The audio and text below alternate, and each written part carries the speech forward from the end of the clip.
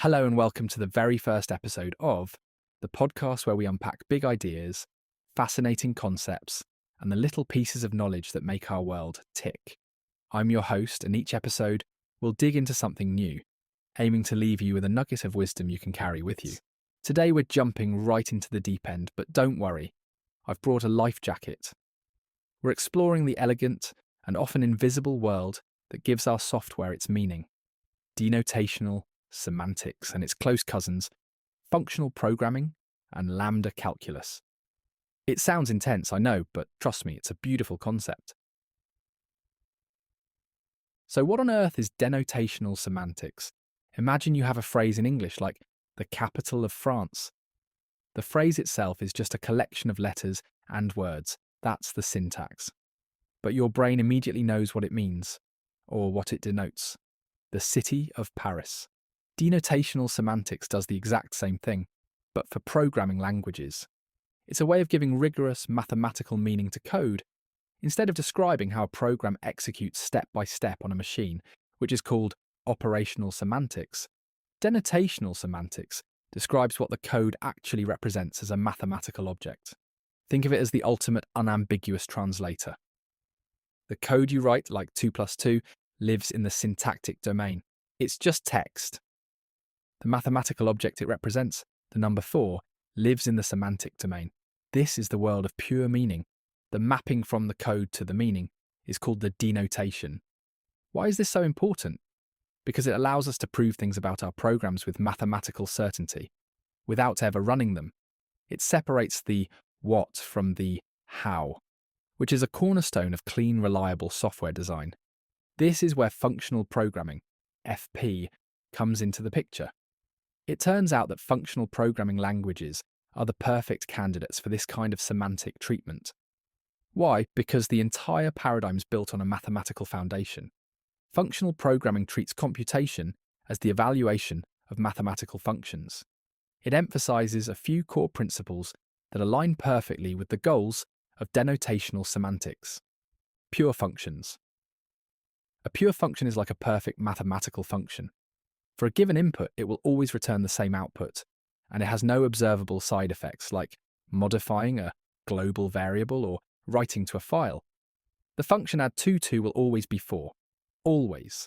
This predictability makes it trivial to assign it a stable mathematical meaning. Immutability. In functional programming, data is often immutable, meaning it cannot be changed after it's created. This avoids the complexity of tracking state changes over time. A variable isn't a box whose contents you can change. It's just a name for a value. This simplicity is a dream for mathematical modelling. Referential transparency. This is the beautiful outcome of the first two principles. If a function is pure, you can replace any call to it with its resulting value without changing the program's behaviour. You can swap add2 with 4 anywhere in your program, and it will work exactly the same. This is literally what denotational semantics is all about, linking the syntax to its value.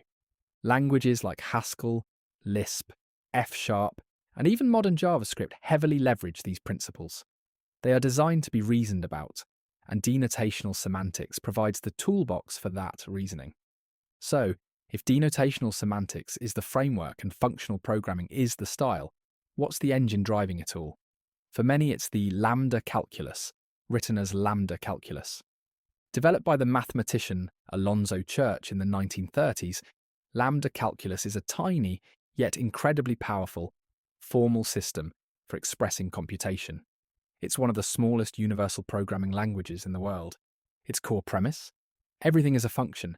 There are no loops, no variables, no classes, just functions. Specifically, anonymous functions, or lambdas. A lambda expression looks something like this. Lx point x plus 1. Let's break that down. The lambda symbol says, I'm defining a new anonymous function. The x is the input parameter, or argument. The dot separates the parameter from the function's body. The x plus 1 is the body, what the function returns. So Lx plus 1 is simply a function that takes one argument, x, and returns x plus 1. The real power comes from the fact that you can have functions that take other functions as arguments, or functions that return new functions. This single, simple building block is powerful enough to represent any computation that a modern computer can perform. Lambda calculus provides the fundamental, rock-solid, mathematical objects that denotational semantics uses to give meaning to functional programs. It's the simple, elegant language that translates our complex code into pure mathematics, and so there you have it. Denotational semantics is the dictionary that translates code into its pure mathematical meaning. Functional programming is a style of coding that speaks this mathematical language fluently. Lambda calculus is the foundational alphabet that makes it all possible. Together they form a hidden pillar of computer science, enabling us to build more reliable, predictable, and provably correct software.